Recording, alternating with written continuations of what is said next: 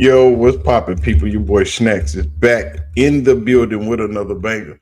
And y'all know how we do before we get started. We give a shout out. We take a moment and give a shout out to you, the viewer, for taking the time and watching this video. But while you're here, can you do us a favor and hit the like button, hit the subscribe button, and don't forget to leave your comments down in the comment section. You know how much we enjoy your comments. But today, ladies and gentlemen, we have us a Cleveland Brown insider, a Hall of Fame reporter who really don't know what they're talking about. And we've been hearing all the stories about Shedeur and about Dylan Gabriel, about Little Hands and Flacco. And most of the support seems to go to Little Hands and Dylan Gabriel. But why is the question? Are we going to talk about it? Let's get into it.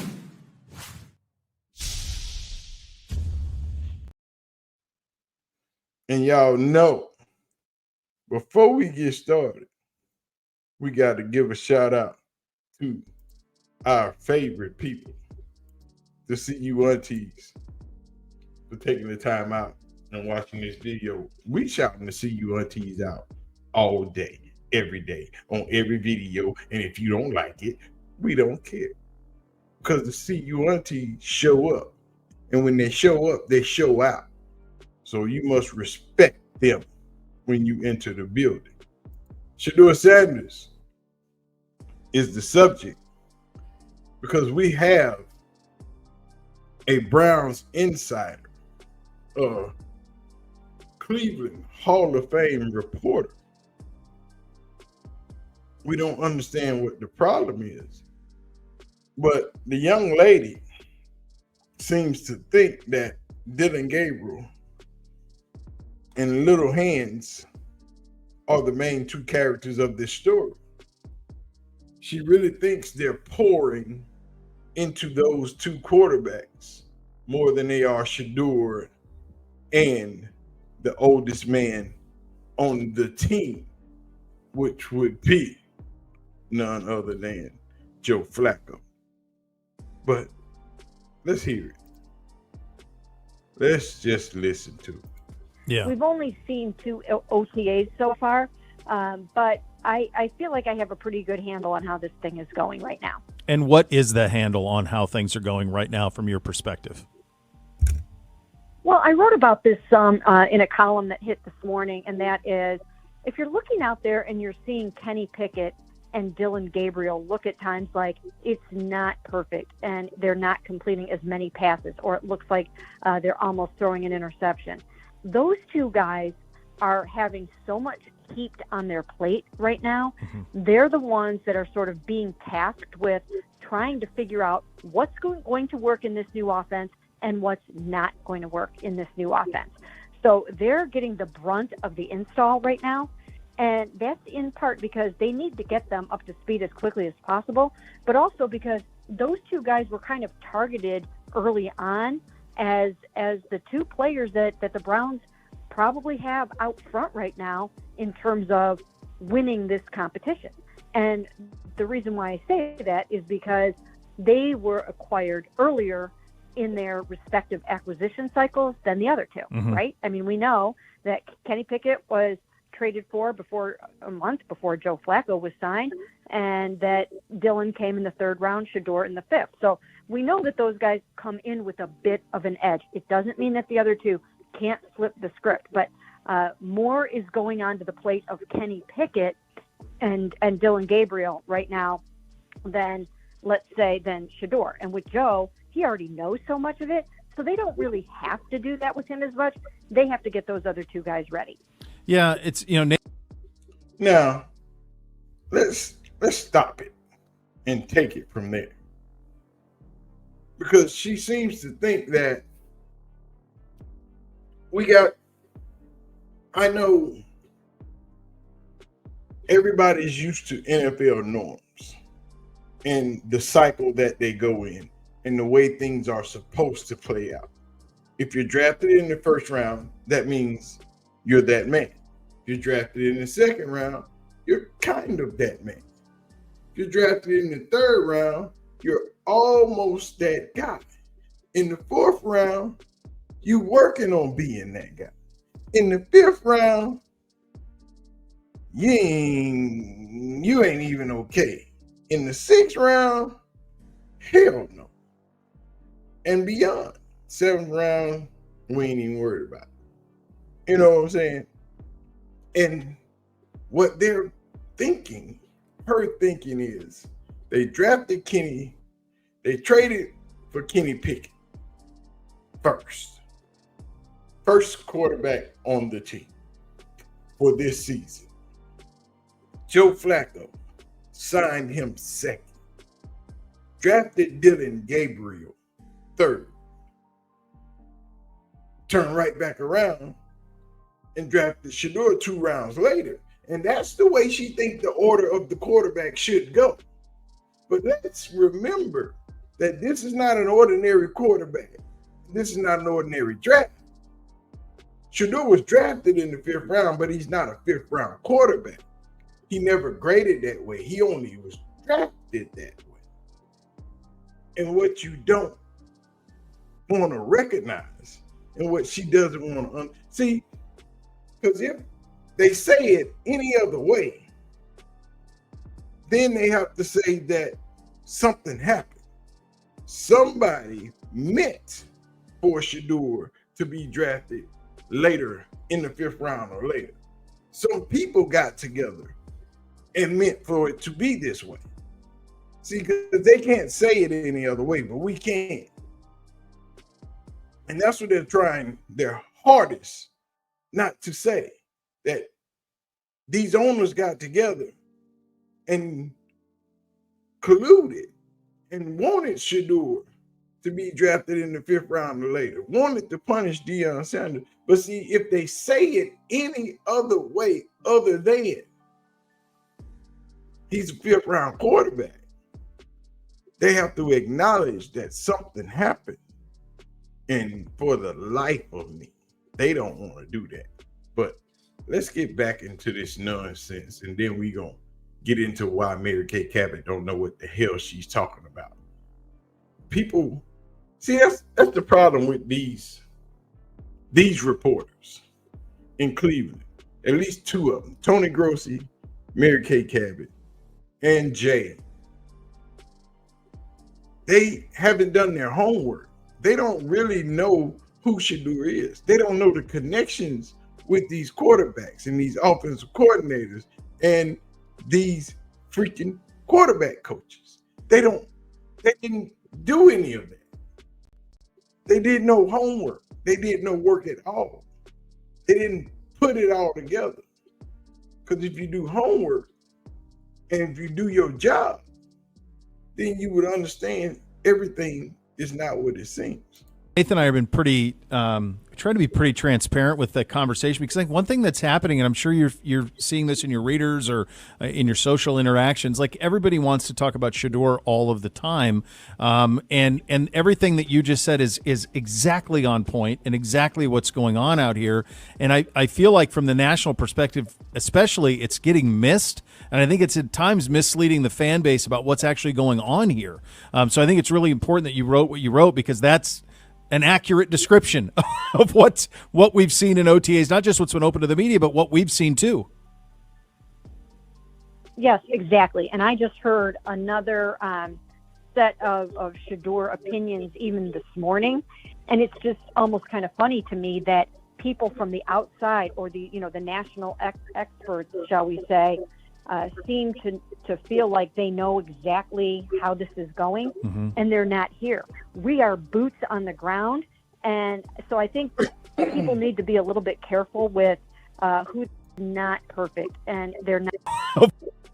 Of what we've seen in OTAs, not just what's been open to the media, but what we've seen too. We have to hear that one more time. Listen. We have to hear it one more time. I need for y'all to pay attention. Seen in OTAs, not just what's been open to the media, but what we've seen too. Yes, exactly. And I just heard another set of Shedeur opinions even this morning. And it's just almost kind of funny to me that people from the outside, or the national experts, shall we say, seem to feel like they know exactly how this is going, and they're not here. We are boots on the ground. If you boots on the ground, where your fans at? And so I think people need to be a little bit careful with who they're putting their faith in right now in terms of how this thing is playing out. Yes, Shedeur looks really, really good with what they're asking him to do. He looks really, really good. But as you probably saw the other day, he was at times on a separate field because he's learning different things. He's coming along at a different pace. Yeah. Right. Now, that is true. He was on a separate field. He is coming along at a different pace. His pace is faster than Little Hands and Dillon Gabriel. He's on a separate field working with the quarterback's coach and some receivers and the running back. Why, Mary Kay Cabot? Why? Because he knows the playbook just about as good as Joe Flacco. Because he's run this offense.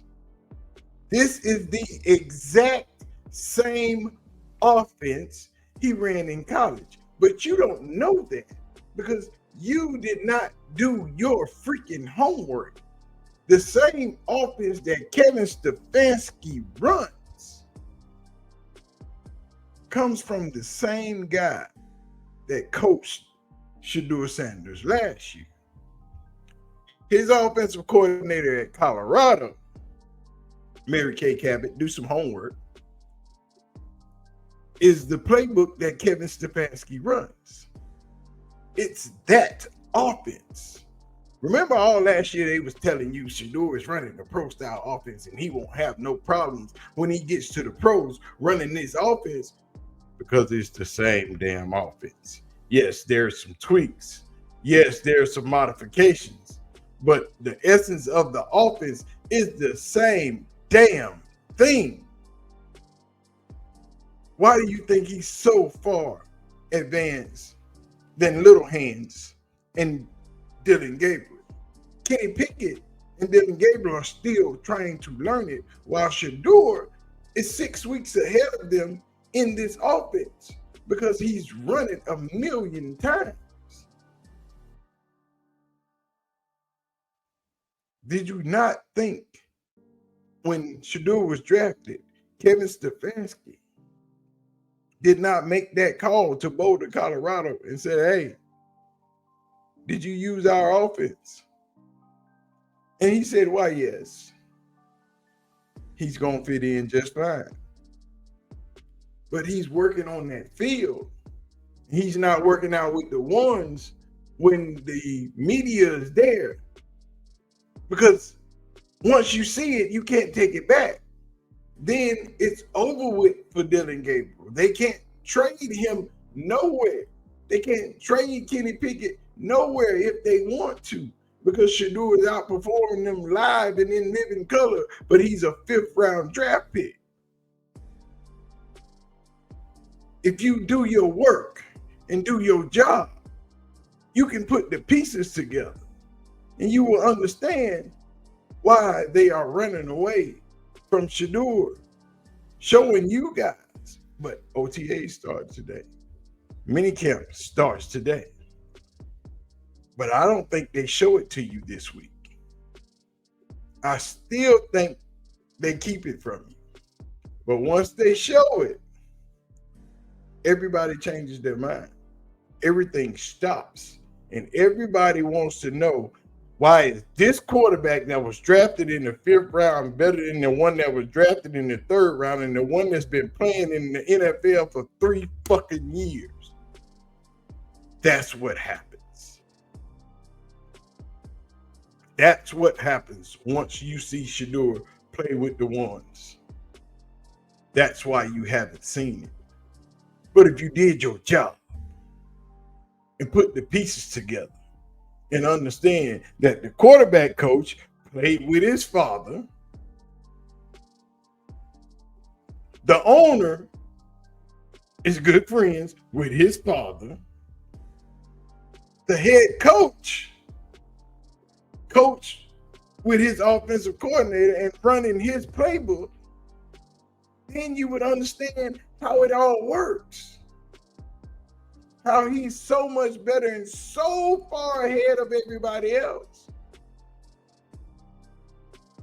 The reason he's on that other field, because he's getting used to turning his back to the defense, not because he don't know the offense. He's getting the small things out, the quirks out. He's working by himself with his quarterback coach to do the things that these idiots still got to learn, because he's so far ahead of them in the playbook. I could eat this lady up all day, but let's go. Than some of the other guys. Like I said, with Kenny and Dylan, they're throwing as much at them as humanly possible right now to see what sticks, to see what works. And they're not necessarily doing that with Shedeur right now. With Shedeur, he's on a bit of a different track. He's right now the fourth team quarterback. He's doing great with what he's being asked to do. Everybody's very, very happy with how he's coming along. Everybody's optimistic about what they're seeing with him, but it's just he's in a little bit of a different category as the fourth team quarterback, and maybe not necessarily someone that they are trying to get ready as fast as possible to start on opening day. Not saying that he can't, because he's being given a chance just like everyone else, but he's in a bit of a different category right now. So beyond the quarterbacks, see, this is what she don't want to see right here. That hype train coming through her window. And she don't understand that Shedeur is so far ahead. They're trying to catch those other two up. That's why they're getting so much play. But you don't get to see him run with the ones in closed practices. But it's coming out.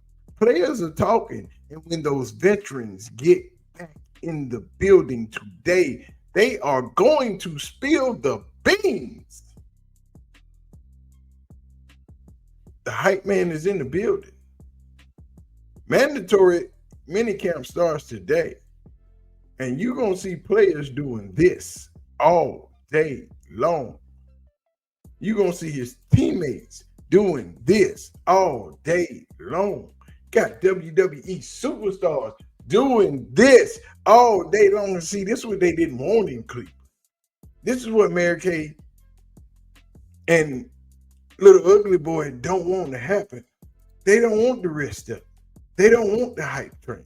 They don't want Shedeur to succeed, to be the best quarterback at the Cleveland Browns, because then they have to admit that they were wrong and they were haters, but they'll lie and say, oh, we didn't see this coming. Yes, you did. Everybody else has been trying to tell you that this is what's happening. This is coming. Shedeur is going to be the quarterback, but you wanted somebody else. You cheered for somebody else, and that's okay. Just when you're wrong, say you're wrong. As a caveat, the Steelers will lose more than 8 games this year, and Aaron Rodgers is going to suck as a quarterback. And shout out to the CU1Ts one more time. Y'all hit the like button, hit the subscribe button. See, what happened is this right here happened Saturday. That right there, that world famous white lady, I said it, did the Shedeur, did that. And now she drew more attention to the Cleveland Browns. She drew more attention to Shedeur in the flex. I told y'all them cheers is going to get louder. And they getting louder. And they starting not to come just from the fan base. They're starting to come from inside that building. And as we progress during this week, they're going to get real loud. Very, very, very loud. If they let him play with the ones this week, we got 3 open practices to the media. So get ready. Your feed is going to be ridiculous. if they let him play with the ones this week, there is no need. We will go into training camp with Joe Flacco and Shedeur Sanders at the helm, trying to figure out which one is going to start. Do we let Shedeur start or do we let Flacco start? That's going to be the question. If you show Shedeur playing with the one, it is a wrap. But anyway, I'm going to get out of here. Y'all know what to do. Hit the like button. Hit the subscribe button.